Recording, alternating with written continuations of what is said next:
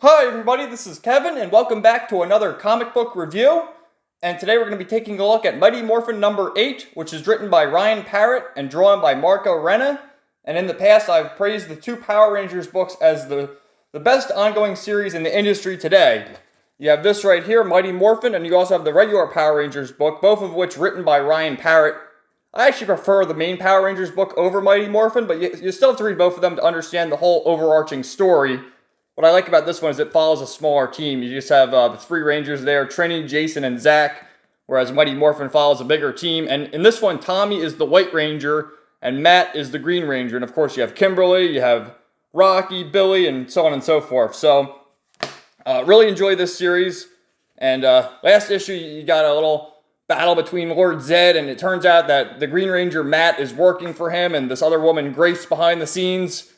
And as always, all these issues start with a flashback from 10,000 years ago with Zordon and the other Altarian guards.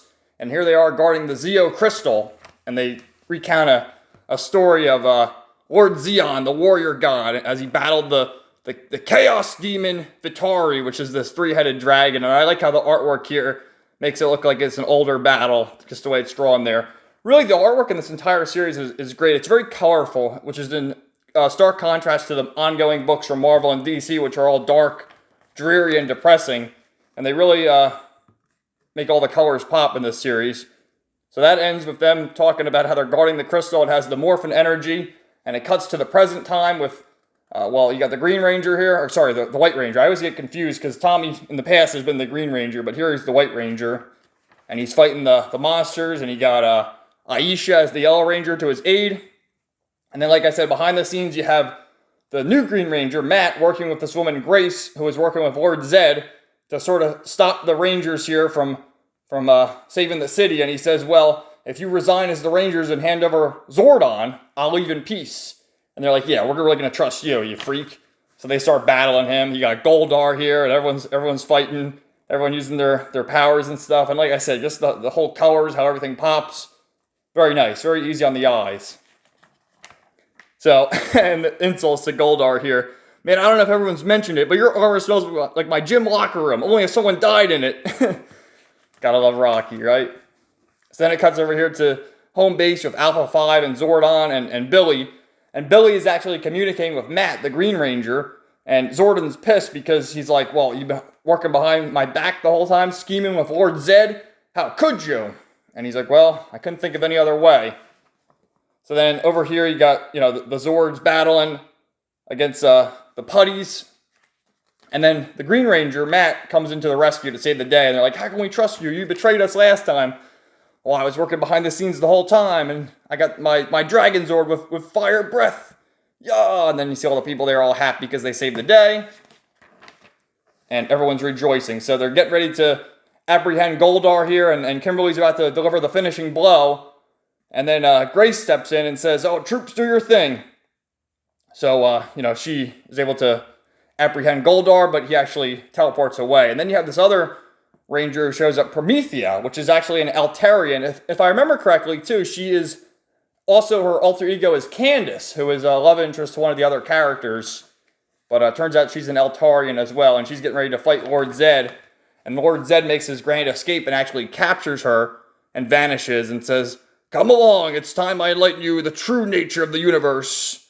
And so they kidnapped her, and then it cuts back, to everyone's happy now. You got the military with Zordon talking to Tommy, saying, well, what does he say up here? He says, the president sends his appreciation. Come on, man. So he says they're going to send the military in to get rid of Zedd's putties. And they're like, no, we'll save the city. We'll handle Zedd's putties.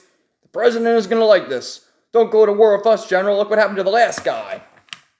So then you got this dude here who has like his podcast about the Rangers. That's Bulk and Skull. And he's the one who, his love interest was Candace, right? And she's the one who I believe, if I remember correctly, going back from a few months ago, with one of the earlier issues, Candace turned into this Ranger here, Promethea.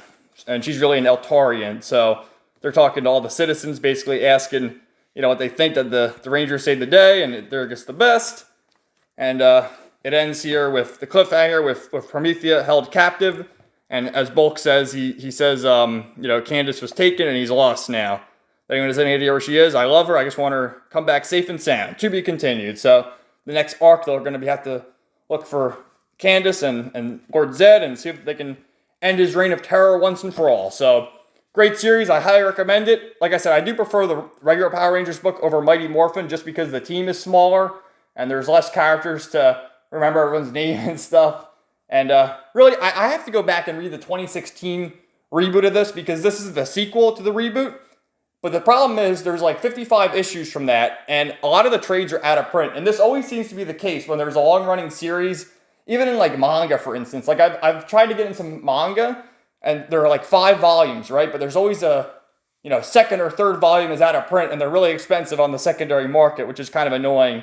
And some of my subscribers have mentioned that I just can read them online on Comixology or whatever. But if I'm going to collect the series, I kind of want to have the whole thing. So at some point, I'll try and go back and read the earlier issues from the reboot back in 2016. But as for right now, I can definitely recommend both these series. And they release monthly, pretty much one after the other. Like this comes out one week, and then the next week Power Rangers comes out, or vice versa. But definitely recommend. And both titles I do recommend. So thanks for watching, everybody. Let me know your thoughts in the comments down below. And stay tuned for more comic book reviews, manga reviews, and Let's Plays coming soon. Have a great day.